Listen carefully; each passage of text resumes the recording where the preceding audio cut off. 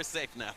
We can be rude now. Yeah, and when we were catching our flight that Friday morning from Fort Lauderdale Hollywood International Airport, remember we ran into that couple, I forget their names, that were going to New York, but they were literally concerned a little bit about, we can get the tickets because, you know, he had the connection once he got to New York, but they were literally a little bit afraid whether or not to go to the game because, you know, Yankee fans can be a little bit crazy, a little bit harsh. Although, and I don't know what you think, it seemed to me they were as hospitable as they were going to be. Now, if we were Boston fans, that would have been a different story, because that's a pretty ugly rivalry. But Yankees-Red Sox game, that could have been a little bit crazy. That's one to bring your hard hat to. But I think for the most part, people behave, and no one's a sore loser. It's not whether you win or lose, it's how you play the game. But it sure is nice to win. Oh, it sure is. It most definitely is. Live picture now from 7 Skyforce. There is the amphitheater, as we were saying earlier. Seats are gone, standing room only, and people still continue to pour into this place. But what's nice about it is, and it's bleeding over into our microphone, so I'm sure you can hear all of the music and whatnot. They have these gigantic speakers set up, so even if you're not in here directly, you can still hear what's going on from over on Biscayne or even beyond. We're trying to turn around there and see what we can see out here. Hey, Belkis, Craig, can you hear us? Well, Richard Lemus is in the thick of things for us right now. Richard, what's happening on your end? Craig, smack dab in the middle of a sea of Marlins fans. Take a look. On cue, they scream. It is hard to hear, but we are doing our best. We've got fans screaming on this side. We've got the DJ on that side. More fans, cheerleaders. It is wild out here. About 15 minutes ago, the Mermaids got out of the water, making it on land, onto stage. Billy the Marlin, you saw him, Belkis. Was he busting a move or what? He definitely got this party started.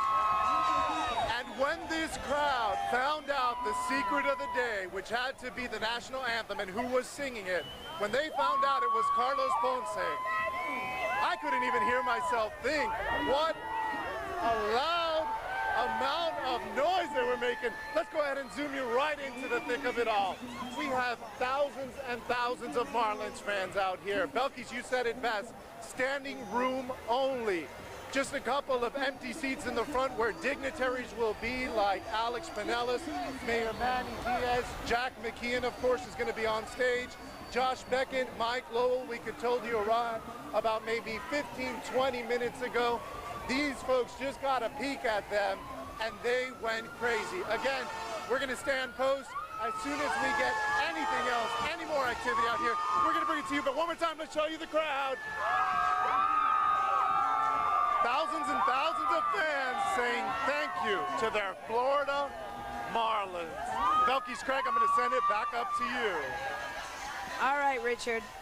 You're in the thick of it, all right. So now, did he tell us who is performing the anthem? He said, I believe I heard him say Carlos Ponce. Okay, so we have but at this point, my hearing is a little off. The secret celebrity. That's great. Terrific to have him out here. And that is also supposed to begin as we close in on the noon hour. If they're on schedule, and it's hard to tell, these things typically run behind. We're supposed to start at 12, but they're a little late. But the official program is about 12:15. So if they're relatively close to being on schedule, then maybe we'll start to hear Carlos perform the national anthem in about 15 minutes. Again, assuming we're sort of kind of on time here. That'll work. If they're running a little late, we'll let them slide. It's all good today, right? All these people have notes. They can be late. Remember that. Is that good for us too? Sorry, we're late. Actually, they're coming over to get a note from you when this is over. So I hope you've got a good pen there with you, Stevens. The Marlins Mermaids grooving, little Earth, Wind, and Fire, I think, going on behind us here. Jack McKeon's writing them all notes. That's what it is. Well, the Marlin Mermaids dressed accordingly for today. Shorts, bikini tops. They were the smart ones today. And look at that. That's a slightly different angle. It's just a sea of people. A sea of blue and teal. Black and teal and towels. Those rally rags. See, I mean, they're dual. They serve so many purposes. It's a great, like, pom-pom type cheering thing. But here in Florida, when you got to wipe your brow, it doubles up. It's perfect. I think we're going to have a hard time prying that out of your hands. I'm going to have a hard time letting it go. And they gave out special ones here today that now say World Series. 2003 World Champions, Marlins. To add to the Rally Rag collection here. There it is. That's the one they're giving out for the World Series. This is the one that we had from the... That's the original. That's what got us there. No. This is the one from National League Championships. Hold on. Oh, this is the original. The one you stole from somebody. This is the one I borrowed from Gary, my friend at work, who's a season ticket holder, big Marlin fan. And wait, this is the one that I made in New York because I forgot the other one. Forget Josh Beckett. This is the stolen one from the hotel. And I'm honest enough to say I took a towel. Yes, I did it. And it but wasn't... I had to. Desperate times called for desperate measures. I needed this at Yankee Stadium. And it wasn't Josh Beckett, of course, in his fine work on the mound. It was Belky's good luck towel that did it. Of course. It was the Rally Rags. Well, you know, whatever works. I mean, now McKeon, he would keep his sort of half-smoked cigars. That's right. You know, and I'll be honest, when I realized I was in the cab on the way to the airport, and I realized, oh no, I forgot the towel. I left the towel, and I literally had like a little, because you get into this superstition thing. What if I don't bring it? What if, you know? So I was like, I've got to make one. I've got to make one. You know, and I made it in the truck.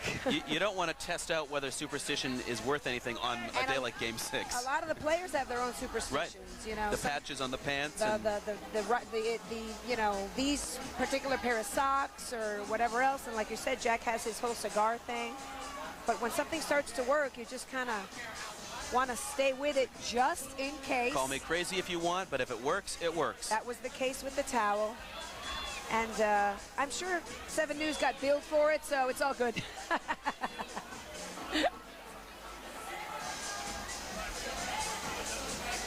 It's all good, and it's all good here, too.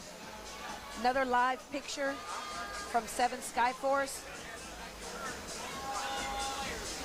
We get more and more people out here. More and more people out here. As we're getting ready to roll at about 12:15 if things stay on schedule. We'll see how it goes. And Richard, you out there? Okay, we're about 15 minutes away, definitely. Everyone is pumped. We're just going to try to show you, make our way around this crowd, literally inches between every fan. We're not sparing any room at this area. Take a look. The Miami High Senior High School marching band is here. We've got the cheerleaders over here as well. Dignitaries have been showing up. It is going to be an incredible time. The Honor Guard, in fact, is gearing up to take the stage within the next 10 minutes. Then Governor Jeb Bush will make several announcements. Mayor Manny Diaz is taking the stage at this time. It is expected to be one incredible ceremony out here. It's about to last about a good hour, give or take, so we should be done about 1:15. There's going to be a confetti drop, and Craig, yes, just to answer your question, Carlos Ponce will be singing the national anthem. You know, they had kept it under wrap for quite some time, but they finally let the cat out of the bag, and take a look who's taking the stage right now. The man who makes the crowds go wild, Billy the Marlin. That man has energy. And take a look at that hip movement. Billy just revving up the crowd. We've got a good 10,000, I'd say, 15,000 if I could guesstimate. I mean, just blue and teal, or teal and black rather, for the eye to see. So Belkis and Craig, we're going to send it back up to you as soon as we get a little more activity out here. Check back in with us. All right, Richard, thanks. That DJ out there has got the toughest job out here. He's got to keep everybody out here, you know, enthusiastic. Oh, see, I think he's got an easy job. I think they're built-in enthusiasm here on a day like today. This is true. I guess you could look at it that way, that's for sure. Although if he doesn't start announcing some players soon, I think they might rush the stage. All he needs to say is go Marlins, and that's it. We're out of control. We're out of control. What a great day this must be, obviously for all the Marlins, but for Mike Lowell being a resident of from here, lived, you know, Coral Gables, FIU grad, grew up here. This got to be terrific for him to be back in his hometown as a World Series winner. And considering everything he's been through, you know, that as well. It's just all the more reason to savor this great day. As well. And he's another one that has a World Series ring from when he played with the Yankees, but he came into the season late that year and felt like he didn't even deserve it, that he, you know, they just gave it to him because he was there, but that he didn't earn it. But he earned it this time around, that's for sure. Billy leading everybody a little bit of a cheer here. Look out. Oh, we rocked Yankee Stadium, that's for sure. That's for sure. So much has been made of the fact that, you know, people kept saying the whole aura of, and you feel it when you're there, how intimidating it's got to be, and the aura, the history, and to go in. The ghosts, and that these guys were all kind of young kids who didn't appreciate it, and I think they appreciated it, but it didn't freak them out at all. Yeah, well, stadiums don't win World Series, players do, and that's what happened Saturday night at Yankee Stadium. Here, Billy, over there. Look at the little one here. There you go. All right, I think we're pretty much ready. I don't know, I think that made the win that much sweeter. Billy's going to be the host for the day. We did it in such a Thank you very much. sacred place and made a little history of our own while we were there. So many great moments. I mean, the